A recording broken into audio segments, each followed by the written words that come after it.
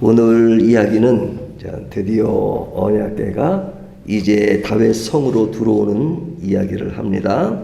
이 일이 얼마나 기뻤는지 29절을 보면 다윗이 굉장히 기뻐하는 것을 볼 수 있죠. 29절 보면 여호와의 언약궤가 다윗 성으로 들어올 때 사울의 딸 미갈이 창으로 내다보다가 다윗 왕이 춤추며 뛰노는 것을 보고, 그러죠. 춤추며 뛰노는 것 얼마나 좋았으면 막 춤추며 뛰어 놀았다 이렇게 말하고 있죠. 뭐 다윗뿐만 아니라 같이 그 언약을 가지고 온 사람들도 굉장히 기뻐하는 것을 볼 수 있죠. 28절을 보면 이스라엘 무리는 크게 부르며 뿔나팔과 나팔을 불며 재금을 치며 비파와 수금을 힘있게 타며 여호와의 언약궤를 메고 올랐더라. 그렇죠? 그러니까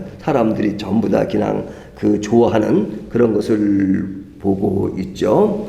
자, 이 내용이 지금 15장에 나오고 있잖아요. 근데 이 언약에 관한 이야기는 어디서부터 시작됐어요? 13장부터 시작되죠. 13장에 이것을 되찾기 위해서 되찾은 그 언약궤를 다시 이제 다윗성으로 옮기기 위한 그 작업을 했는데 그래서 실패를 했잖아요. 실패되는 이야기가 13장에 나오는데 지금 14장을 건너뛰고 15장에 들어와서 이것이 이제 실패해서 성공으로 변한 모습을 이야기하고 있습니다. 그러면 이제 14장에는 다른 내용이 나왔죠. 그 다른 내용이 왜 나왔느냐 하는 것을 이제 어제 말씀을 드렸어요. 자, 그러면 이 실패가 어떻게 성공으로 바뀔 수 있었는가 하는 것을 우리가 살펴볼 수 있는데요. 그것은 첫 번째로 그 실패의 원인을 제대로 발견한 겁니다. 실패의 원인을. 그 실패의 원인이 무엇이었냐? 2절을 보면요. 다윗이 이르되 레위 사람 외에는 하나님의 궤를 맬 수 없나니 이는 여호와께서 그들을 택하사 여호와의 궤를 메고 영원히 그를 섬기게 하였음이라 하고, 그죠? 자, 이 언약궤는 누가만 맬 수 있어요? 레위 사람들, 제사장들. 근데 13장에서는 그것을 이렇게 마차에 싣고 가는, 그래서 메고 가야 되는데 마차에 실은 그것이 그런 율법의 그 내용을 위반한 거죠. 그래서 그 문제를 발견하고 지금 개선을 합니다. 13절을 보면요. 전에는 너희가 매지 아니하였으므로 우리 하나님 여호와께서 우리를 찢으셨으니 이는 우리가 규례대로 그에게 구하지 아니하였음이라 하니, 그 문제를 정확히 발견하고 지금 새롭게 개선한 것을 이야기하고 있잖아요. 그러니까 하나님께 묻지도 않았고 그리고 율법을 이행치 않은 것이 그 문제였다. 그러니까 그 문제가 생기니까 다윗이 그 일을 더 이상 진전시키지 않고 멈추고 있다가 지금 15장에 와서 그 일을 다시 진행하는데 그 과거에 잘못됐던 것들을 다시 보완해서 정상적으로 지금 이 일을 처리하는 것을 볼 수 있죠.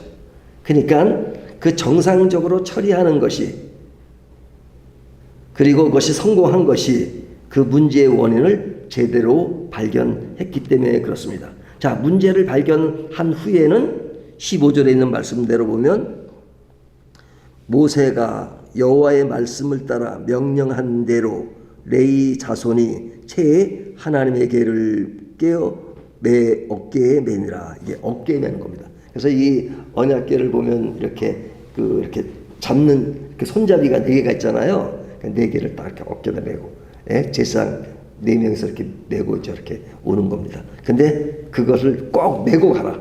맞춰 실면 안 된다. 근데 이것을 제대로 한 거죠. 이것이 말씀대로 했다. 이렇게 이야기하고죠.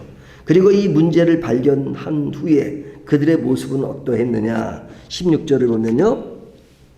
다윗이 레위 사람의 어른들에게 명령하여 그의 형제들을 노래하는 자로 세우고 비파와 수금과 재금 등의 악기를 울려서 즐거운 소리를 크게 내라 하매. 그러니까 지금 이들은 뭐 악기가 지금 연주를 하고 그리고 이것을 힘있게 하라 이거죠. 그러니까 이제 실패는 했었지만 다시 새롭게 할 때는 그냥 기가 죽지 않고 아주 새로운 마음으로 지금 힘차게 자신감 있게 그 일을 찾아서 하라는 거죠.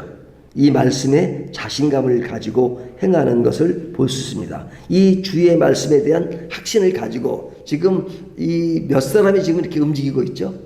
이렇게 움직이는 것. 예? 여기 보면 뭐 전체가 몇 명이라는 건 나오지 않지만 지금 부분적으로 몇 명 이야기하잖아요. 4절부터 10절까지 보면 뭐가 몇 명, 뭐가 몇 명, 뭐가 몇 명 그러잖아요.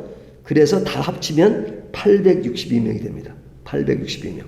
여기 보면 4절에 보면 다윗이 아론 자손 레위 자손을 모으니 그 앗자손 중 지도자 우리엘과 그의 형제 120명이요 하면서 뒤에도 쭉 몇 명 나오잖아요. 전부 다 그 더하기를 하면 862명이 돼요. 그러니까 860은 굉장히 많은 사람들이죠. 그 많은 사람들이 지금 언약궤를 매기도 하고 또 음악을 하기도 하고 등등 다 같이 이렇게 이 일을 하는 겁니다. 그러니까 굉장히 힘차게 하고 있는 거죠.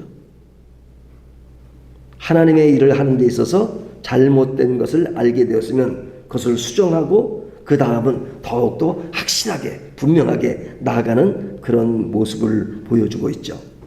그리고 이제 29절에 보면 이제 다윗의 아내 미가의 행동이 나오죠. 그 미가가 지금 다윗 왕이 그 언약궤가 들어올 때 그 춤추고 뛰노는 것을 보고 그 마음에 업신여겼더라. 그렇죠? 업신여겼다. 근데 이 미가의 이야기가 사실은 역대상에만 기록된 게 아니잖아요. 예? 열왕기 상하에도 기록되잖아요. 근데 그 미가의 행동이 거기는 좀 구체적입니다. 근데 여기는 살짝 그냥 춤추며 뛰노는 것을 보고 그 마음에 업신여겼더라. 이것이 다예요. 이거 다예요. 그러니까 왜 이렇게 미가의 행동을 가볍게 표현하고 있는가? 그것은 뭐 이미 제가 말씀드렸죠. 역대 상하가 기록된 목적이 뭐예요? 이스라엘 백성들이 바벨론 포로 이후에 지금 나라로 돌아왔습니다. 굉장히 기가 죽어 있고 그리고 황폐한 나라를 보고 굉장히 지금 다운돼 있는 상태에 있는 그 사람들에게 격려하고 우리는 다윗의 후손으로서 지금 우리가 하나님이 다윗을 통해서 보여준 신앙의 모범을 우리가 받고 우리가 어떻게 아주 힘차게 나가야 하는가 하는 그런 아주 좀 진취적인 그런 메시지를 이야기하는 거잖아요. 그렇기 때문에 그들에게 지금 어렵고 힘들고 잘못됐던 이야기를 별로 하지 않습니다. 그래서 다윗이 밧세바를 범한 얘기 전혀 기록하지 않잖아요. 역대상하에는.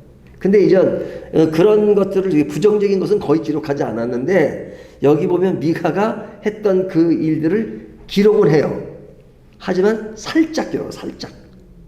그러니까 다윗이 춤추며 뛰놀더라 하는 것을 크게 하면서 근데 미가는 좀 그런 행동에 업신여겼다 하는 그 사실을 이야기하지만 그러나 초점은 다윗이 기뻐하는 것에 더 초점을 두고 그리고 그의 행동을 가볍게 이야기합니다.